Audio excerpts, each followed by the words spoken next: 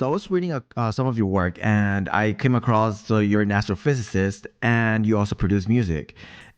And I have a few questions about both. We started the podcast, and it was my fault. I wasn't recording, but it seems like everything should be good now. And my question was, okay, so you were explaining how you produce music and you use music as a way to put you like in the right headspace, and as a hobby, and and you work in astronomy. And one of the questions that I had was communicating with alien life. I know that I'm all over the place, but one of the things is that we know that aliens, they may have their own language developed, and we have our own way of communicating with each other. But do you think that we could find a middle ground in communicating with alien life through the means of sound? Oh, it's possible if you consider that music is substantially mathematical because it's based on, how to say, relations of tones or something.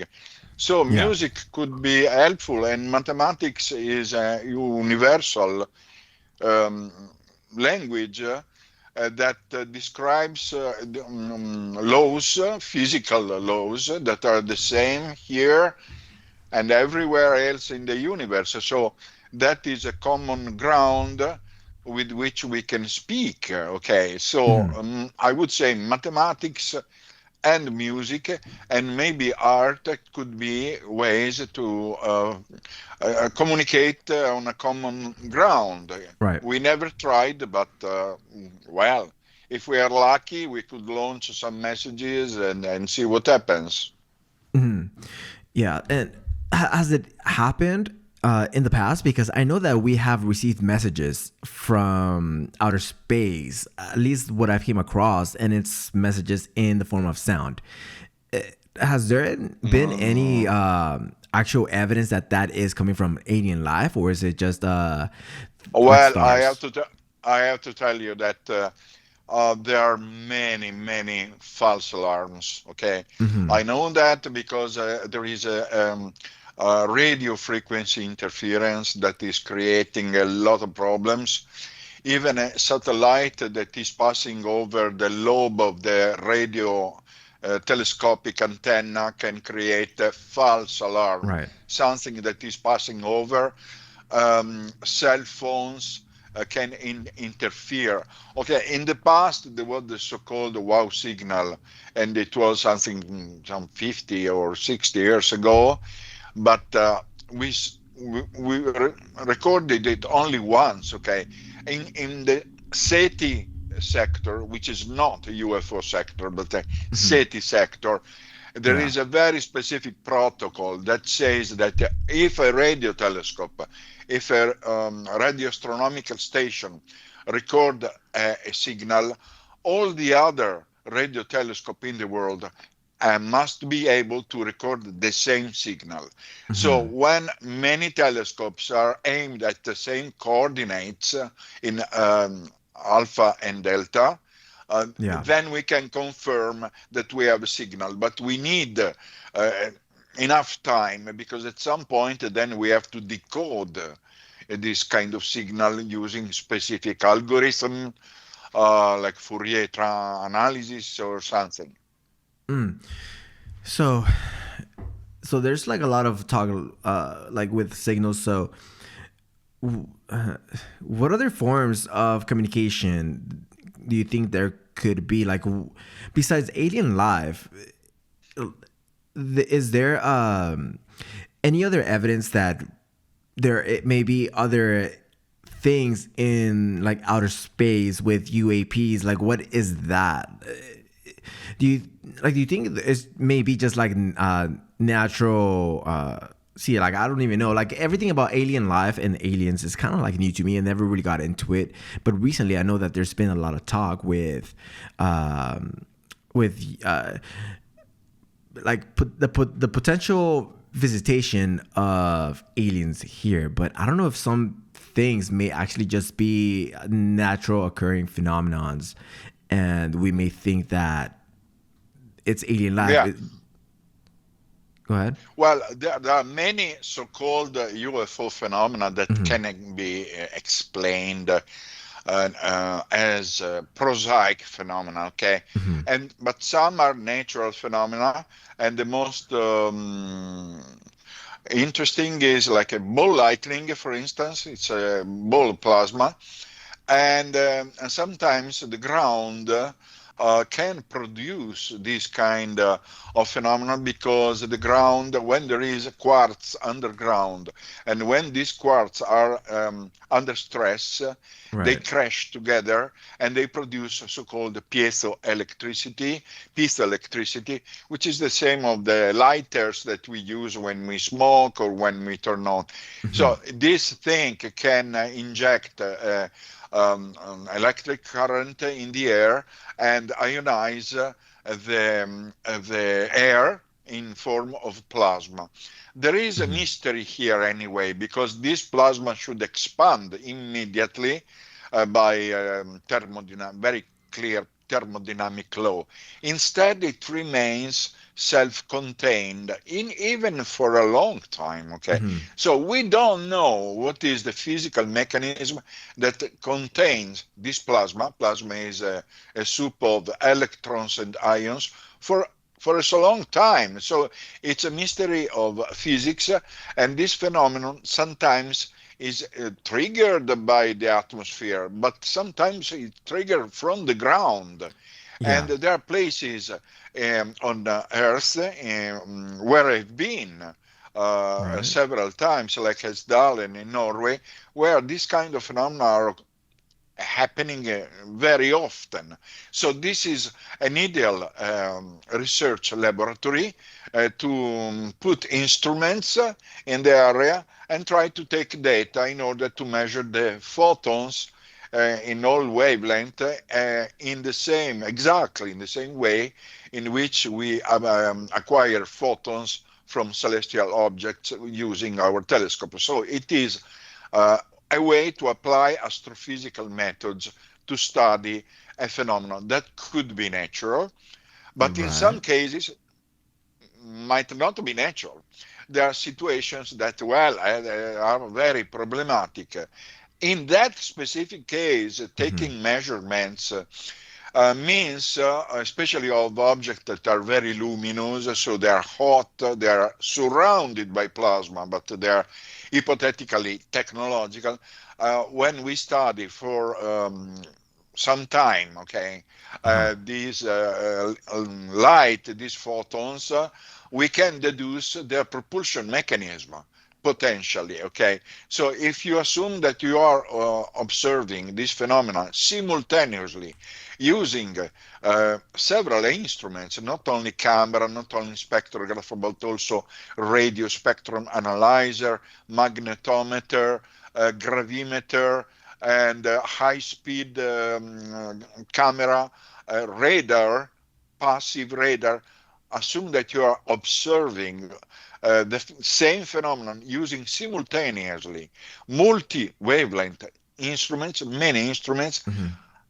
while the phenomenon is changing its speed, its luminosity, its color, okay, its radio Uh-huh. emission, potentially you can understand something about their propulsion mechanism.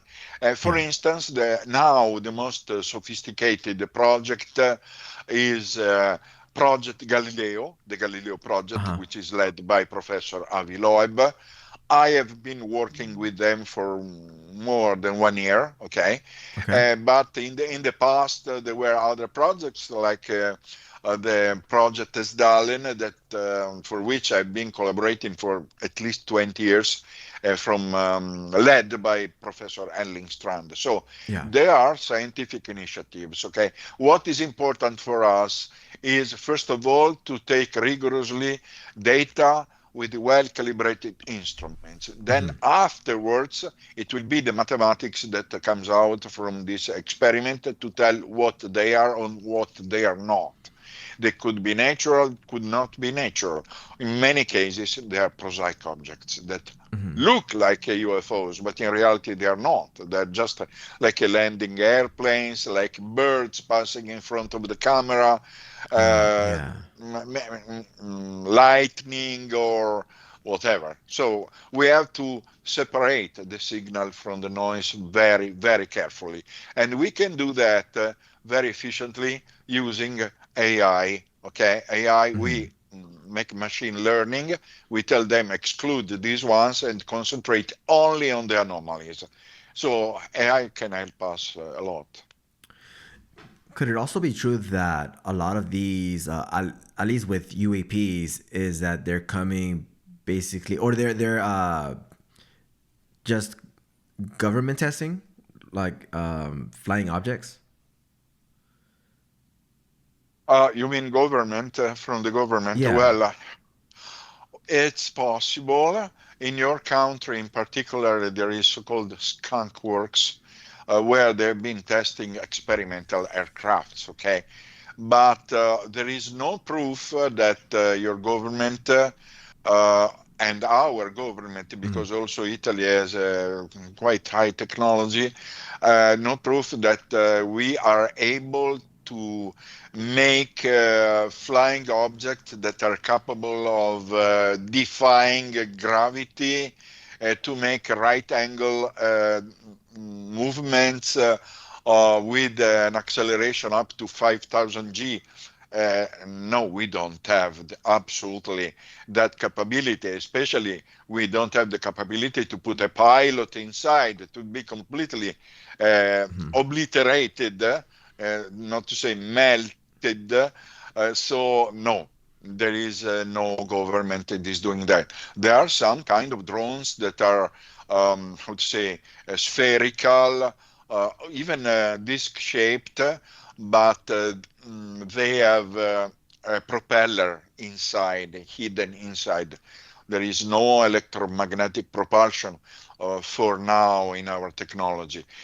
Well, we have the physics theory about that, but we don't have yet the engineering because we don't have yet the materials or very strong materials, superconductive materials that are able to sustain very high electric fields. Okay, if you want to make an electromagnetic thing like plasma thrusters or something. So no, nothing. There is no government that is doing that. I bet 199%. And another interesting thing was, so I was watching this documentary and they were talking about how the crashed UFOs that we've heard about have the cabins like really small that no human could really fit. And one of the things that I thought about was if aliens were visiting us, the atmospheric pressure in like on Earth, it would be too much for their bodies to handle. So apart from having these UFOs, is that they have to have a type of mechanism in there to counter the pressure like on Earth, right? Well, clearly, as we have spacesuit to flight in space, they probably have their own spacesuit to how to say to calibrate our atmosphere on their capability to breathe or on the pressure or something. So, or maybe not. It depends because if they breathe air and possibility of air, atmospheric air on planets is non-zero, they could breathe our air, but it depends on the percent of oxygen on nitrogen and for instance, if we climb up on the Everest mountain, at some point we start to feel bad. Okay, so it might be that they feel the same when they are here, but I don't know. I think they need something to compensate. Yes. And see, it's kind of hard to even understand it because a lot of what we know of alien life is basically just information that has been provided to us or has given us the ability to even look at all this information from the government, because I feel like the government actually gatekeeps a lot of it because they actually have the funding to look into this, and it's much more than like private citizens could have access to, right? So I'm sure that the government has even more information that we don't have access to. Well, it's possible. It's especially the military, but mm, I don't think they're hiding us some terrible truth or something. I think that they, in reality, in good faith, they want to protect us and from something, and until they understand what they're dealing with. I believe that since the phenomenon exploded in 19 after the World War II, they didn't understand yet how this phenomenon works. And so they tell us nothing because they want to hide their ignorance. Of course, it's not their fault, okay? Right. But as a scientist, I have offered several times to collaborate with them, with the military and with the government, and to try to understand what the phenomenon is, how it works. I have a strategy. We have a strategy. We already know what we are going to do, what kind of instruments. We already did a lot of calculations to optimize the measurements that we want to do. And it's our commitment to communicate whatever we find to the government and to the military to tell this problem is a threat or this problem has no threat. So there is a sense of duty that I have, and I'm totally willing to share this with the government and with the military. Yeah. So I mean, it is hard to really even get access to like all the information, right? Well, your president did a promise a week ago, but I don't really think that there will be a great news in the next days, especially with this ongoing war, with these Epstein files. I don't think anything will happen, and many presidents did promises that they never maintained. So, well, if it happens, that's Uh huh. very good. And we will ponder the thing that will be delivered. But it's very important to say, and I was telling also yesterday to a scientific Right. podcast that we do not need stories. We do not need too many videos. Videos can be faked or something. We need data. I mean, radar data, head-up display data, targeting pod data. Okay, I know it's military, but we offer ourselves to analyze this data and give to them a report of what we found. Okay, so this is what we need. Okay, not stories. UFO stories can be, witness a story can be interesting. Some ufologists are very good, but to a scientist it's very, very boring. Right. I had 5,000 UFO books. uh, I sold them.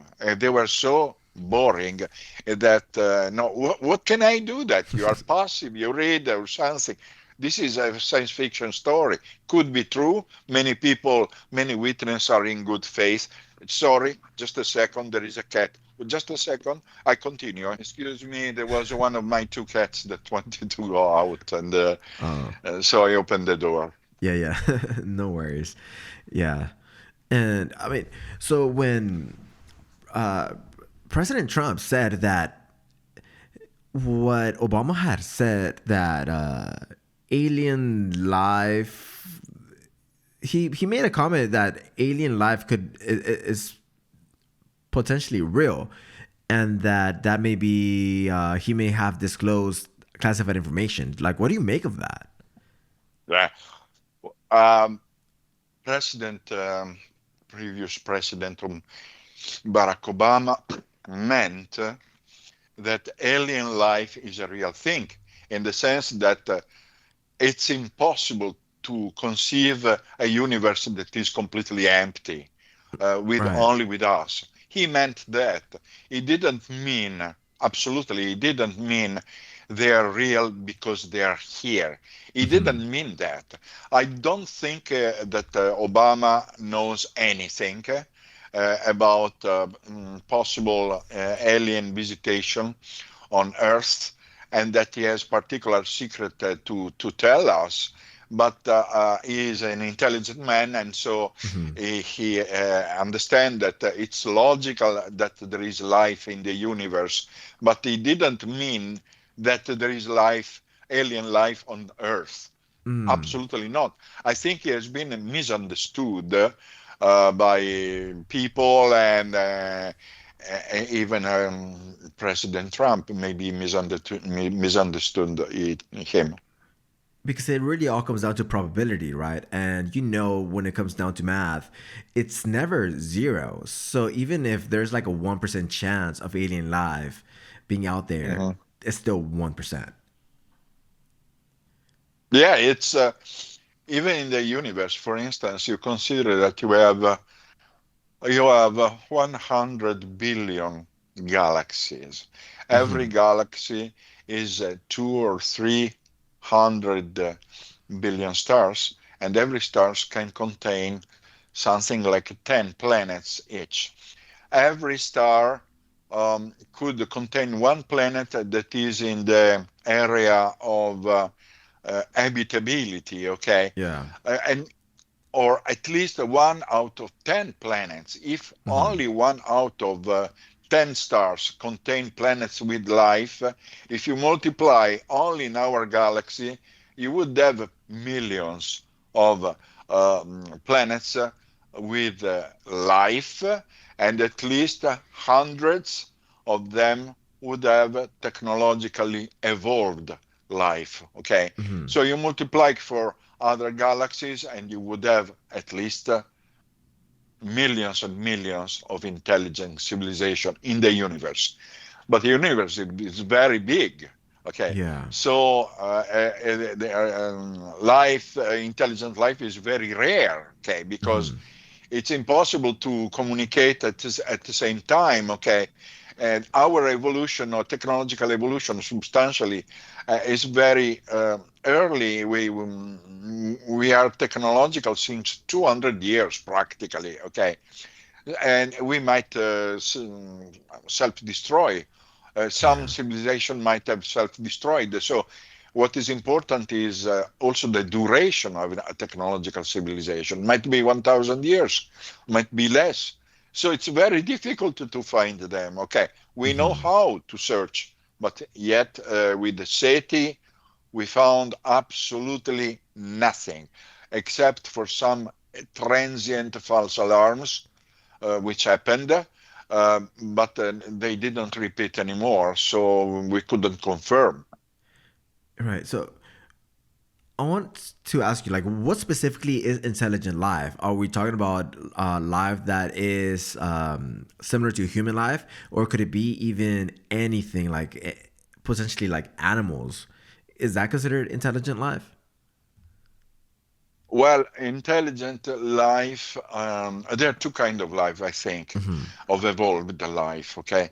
There is a kind of life like cats, like dogs, Mm-hmm. which is evolved in the, how to say, sentimental sense, in the um, much more evolved than an ant, okay? But it's a kind of life that is not able to create technology. But when Mm-hmm. life is able to create technology, namely, it can be able to manipulate the reality that you have around using procedures, using device, we can and able to solve problems, that is an intelligent form, and not necessarily is like us. It could be totally different, not even biological. It could be, Right. there are theories that life could be based not on carbon, like in our case, but on silicon, for instance. And then there is even more exotic theory that life could be based on plasma, for instance. Mm. It's much more recent. What is important is that these intelligence are able to manipulate space and time and matter and energy in order to do things. When they are able to do that, these are an intelligent civilization.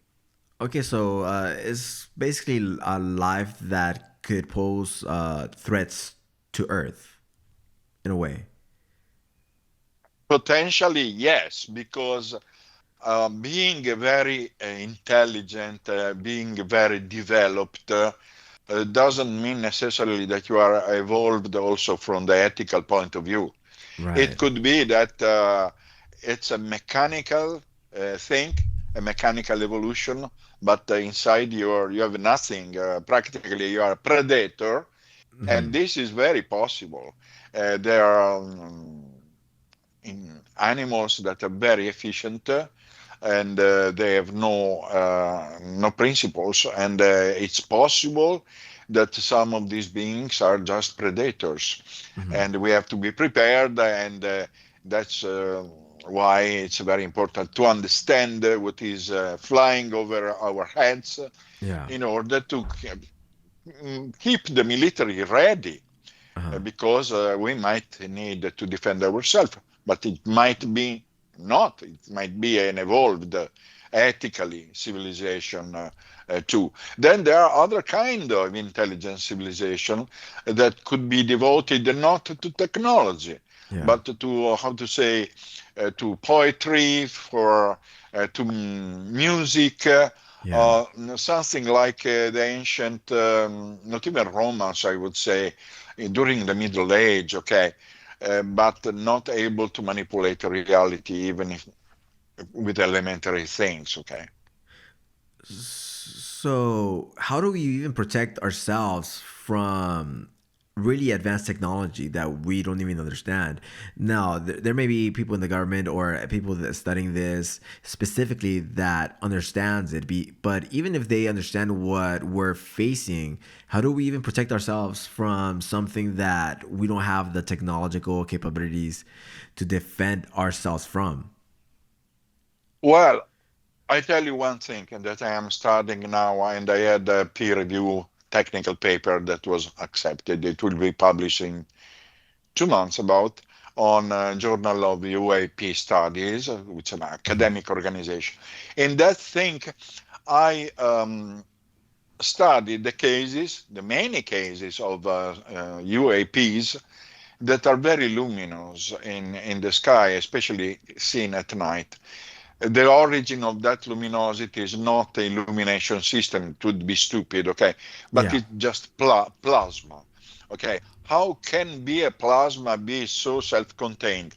The only way to contain a plasma in that way is a very strong magnetic field, something that goes from 1 Tesla up to 100 Tesla or even 1000 Tesla. So Uh-huh. enormous container. It's a magnetic cage that is keeping a plasma, and the plasma can be used as a thruster substantially. Okay, but that plasma has also, according to our calculation, our models, because we can make theoretical mathematical models, Mhm. that plasma plus magnetic field has also the capability to render this object momentarily stealth, so invisible for some time to radar, and potentially like a shield against we shooting at them. In the sense that if we shoot a projectile, a bullet, very powerful, explosive, this sheet, plasma sheet, could obliterate that ball.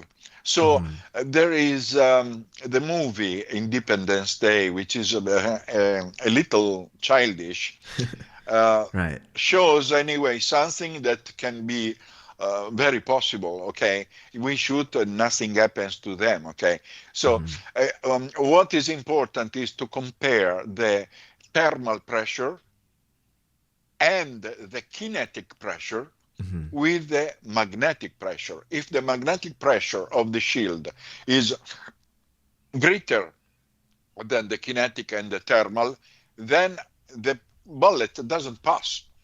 So we need a very strong kinetic energy, like the 30 millimeter bullets, grenades of A-10 Right. fighter, like you have.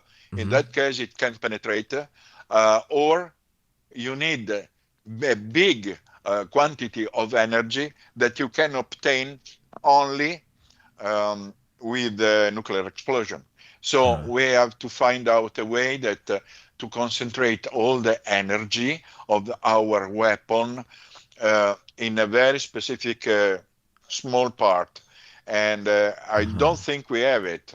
Or maybe we have, but we do not have the way to make it explode. For instance, if we launch a missile, Yeah. okay, the missile explodes when it's in proximity of the target, but the shock wave probably is not sufficient to hit the target. Maybe it moves the target, but it's not sufficient. So we have to think about something more powerful. And I believe that military aerospace engineers are thinking about this. I also have been thinking about that. So I wanted to ask, so do you even give any weight to the US and having the what's it called? The Space Force? Like, do you even give any weight towards that, or do you think it's just optics? No, no, it's real, but I don't think that they people would think, oh, they have the death ray. That I do not think they have that. I think they're monitoring satellites in space. For instance, there are military satellites from China, from Russia, and from other nations that they want to check because they monitor the Western world. And so, but I don't think they are using, you know, astronauts with death rays or something like that. Even if, yes, direct energy weapons is experimentally a reality in the sense that we can use very powerful lasers. For instance, lasers are starting slowly to enter into service in the Navy and in the Army, okay? And also microwave beam weapons that send microwave beams that are able to burn electric circuits, and also other weapons using ultrasound and very long wavelength radio bands, and also high energy particles. There is something experimental that is not yet in service, but Right. something is going into service, like a laser. So it's possible that Space Force is using lasers. If we are able to launch a laser against the moon to measure the distance, clearly we have the capability to launch a laser in space, Right. 100, 200 kilometer to hit something, no doubt. When there are no clouds, because if there are clouds or fog, it absorbs the energy of the laser, okay?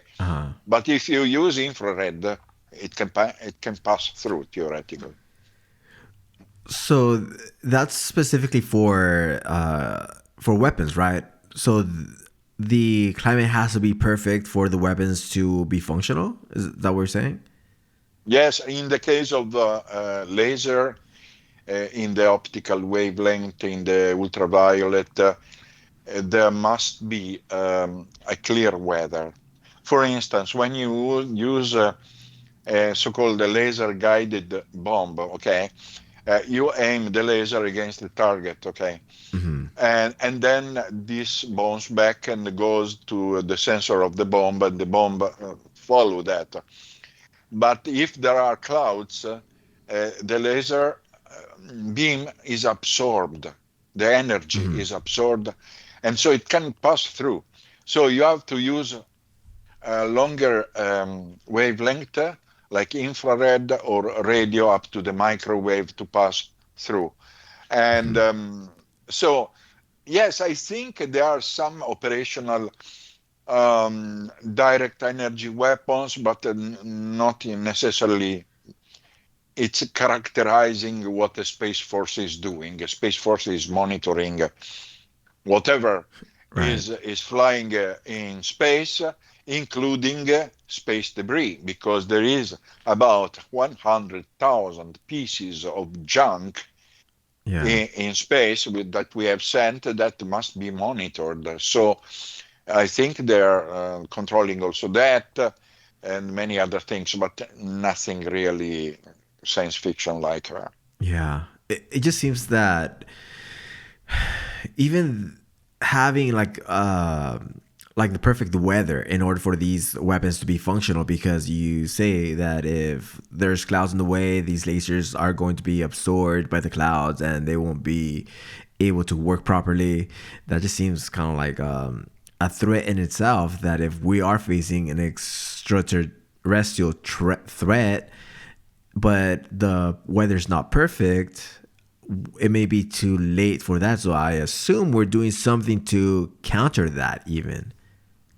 Yes, yes. As I said, if you are using other wavelength, which are not the optical, the visible, but you use the infrared, the more the wavelength is long, infrared or radio or microwave, it can pass through the clouds Oh, okay. clearly. So it can pass literally. It's only a question of how much energy you are able Mm, to impinge in this weapon. How many megawatt are you able to put on it? Because you need a generator that is yeah. super big. Okay, for instance, if you want to put a laser in general of every wavelength on a ship, okay, Yeah. you need that each engine is able to work like an accumulator of energy. It comes from the engine of the ship that produce the energy for the laser. And if you have not enough power, that laser will never work. Yeah. I mean, that's definitely interesting, but the time is we're coming to an end.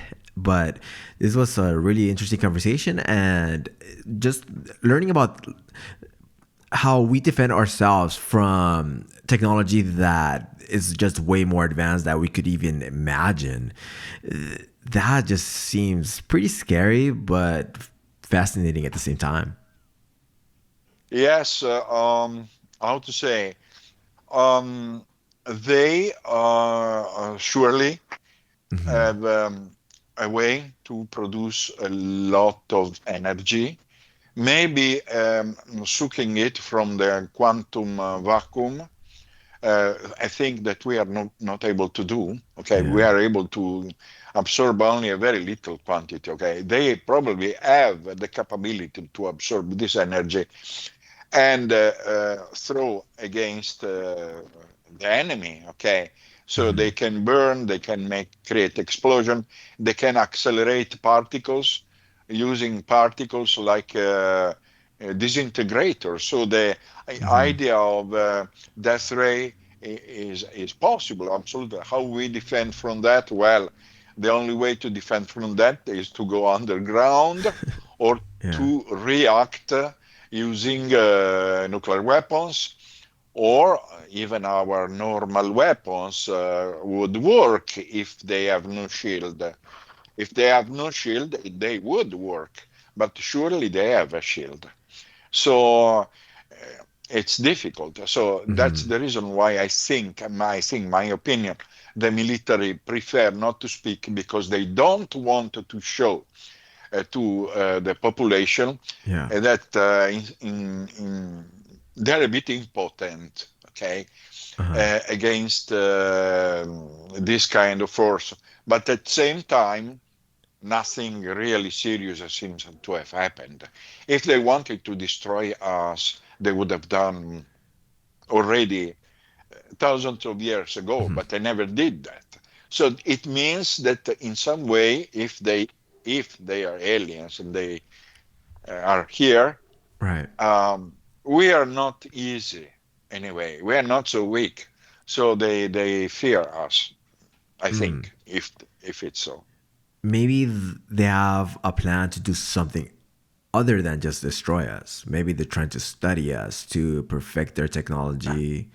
That also could be it. It's possible. Maybe we should think more optimistically. Uh-huh. Maybe they don't want to interfere with us and as a form of respect.